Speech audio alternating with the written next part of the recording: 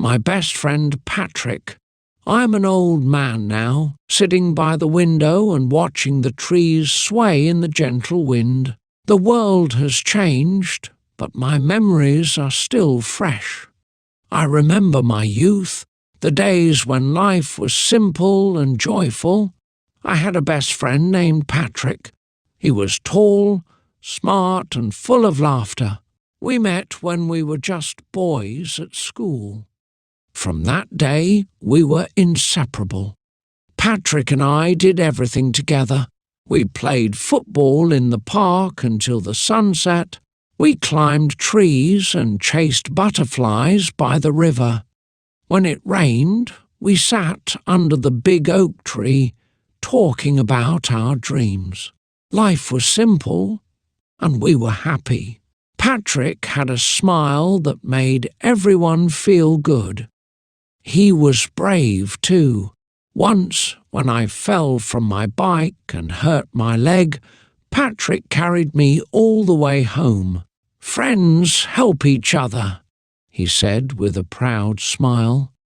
I never forgot those words. When we grew older, life became different. We had to choose our paths. I went to study history at a university far from home. Patrick chose science and went to another city. Even though we were far apart, our friendship remained strong. We wrote letters to each other every month. Sometimes we talked on the phone, sharing stories of our new lives. But one day, something strange happened that changed everything between us. One summer, I returned home from university. The warm breeze carried the sweet smell of flowers. The streets were quiet, just like I remembered. I couldn't wait to see Patrick. I went to his house and knocked on the door. His mother opened it with a warm smile. "He's at the park," she said. "He talks about you all the time." I hurried to the park, my heart racing. There he was, sitting under the big oak tree. His hair was longer, and he looked older, but that smile was the same. "Hey, stranger!" he shouted when he saw me. We talked for hours, laughing about old memories. Patrick told me about his university life, the friends he had made, and the experiments he was working on. I shared my stories too, telling him about the ancient books I had studied and the places I had visited. Then Patrick became quiet. "I have something to tell you," he said softly. I noticed the nervous look on his face. "There's a project I've been working on, but it's dangerous. I can't share the details." I was surprised. Patrick had always been open with me. "Why can't you tell me?" I asked. "It's better this way," he said, his voice firm. "But promise me you'll always trust me." I nodded, though I didn't fully understand. Little did I know, this secret would change our friendship forever. The next day, Patrick and I went to the lake where we used to swim as kids. The water sparkled under the bright sun. The breeze was gentle, carrying the scent of fresh grass. We sat on the dock, our feet touching the cool water. "Do you remember the time we built that raft?" Patrick laughed. "It sank in 2 minutes." I chuckled. "And your mom made us clean up all the mess we left." Patrick's smile faded. Life was simple back then, wasn't it? "It was," I agreed. "But now we're grown up, facing new challenges." Patrick looked at the horizon. "Sometimes I wish we could go back." I understood what he meant. Growing up had its burdens. His mysterious project still lingered in my mind, but I didn't push him for answers. "Let's make a promise," I said. "No matter where life takes us, we'll always be friends." Patrick nodded. "Deal." We shook hands like we used to as kids. At that moment, everything felt right. The lake, the memories, and our bond remained untouched by time. But deep inside, I knew things were about to change. A few months passed and life kept us busy. Patrick was spending more time on his secret project, and I was focused on my studies. We saw each other less often, but when we did, it was like nothing had changed. One afternoon, I got a call from Patrick. His voice sounded urgent. "Can you meet me at the old tree by the park?" he asked. I hurried there, wondering what was going on. Patrick was waiting, his face serious. He held a small notebook tightly in his hand. "What's this about?" I asked. "I need to show you something," he said, opening the notebook. It was filled with sketches and strange symbols. "This is what I've been working on." I didn't understand any of it. "What is all this, Patrick?" He hesitated. "I can't explain it fully right now, but I need your help. I trust you." His words weighed heavily on me.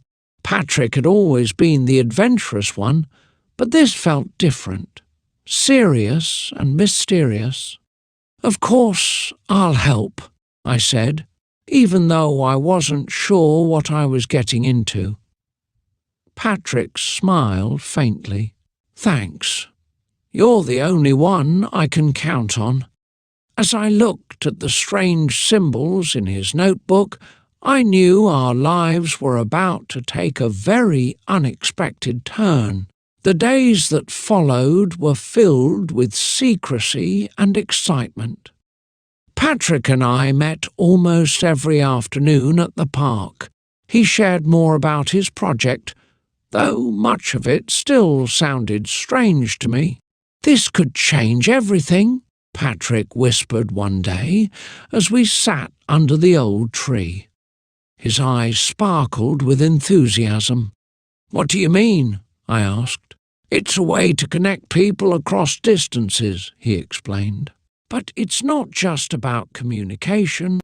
It's something deeper, something no one has done before." I nodded, pretending to understand more than I did. Patrick's ideas were brilliant, but sometimes overwhelming. One evening, while we were going through his notes, a man in a dark coat approached us. Patrick's face turned pale. "We need to go," he whispered urgently. "Who is that?" I asked, confused. "No time to explain," Patrick said, grabbing his notebook. We ran as fast as we could, my heart racing with fear. When we finally stopped, Patrick looked at me seriously. "Things are getting dangerous," he said, "but I need to finish this. Will you still help me?" Without hesitation, I nodded. "I'm with you, no matter what." Patrick smiled, though worry lingered in his eyes. We both knew this was just the beginning of something much bigger than us. The night Patrick completed his invention, we both knew life would never be the same. We sat in his small workshop, surrounded by wires, papers, and the glow of the strange machine he had built. "It's done," Patrick whispered, his voice shaking with both excitement and fear. "Are you sure it's safe?" I asked, staring at the glowing device. Patrick nodded but hesitated. "There's always some risk," he admitted, "but this could help the world in ways we can't even imagine." We activated the machine, and the air around us seemed to hum with energy. Suddenly, lights flickered, and strange patterns appeared on the walls. My heart pounded, but I trusted Patrick. Then the door burst open, and two men in suits stormed in. "Step away from the device," one of them shouted. Patrick stood protectively in front of his invention. "You can't take this," he said firmly. One of the men glared at us. "It's too dangerous," he said. "This technology is beyond your control." Patrick looked at me, determination in his eyes. "Run!" he shouted. I grabbed the notebook and sprinted out of the workshop, Patrick close behind. The streets were dark and empty as we fled into the night, hearts racing. As we caught our breath behind an alley wall, Patrick smiled faintly. "We'll figure this out," he said confidently, and I believed him. Together we had faced challenges before, and no matter what lay ahead, we would face it together.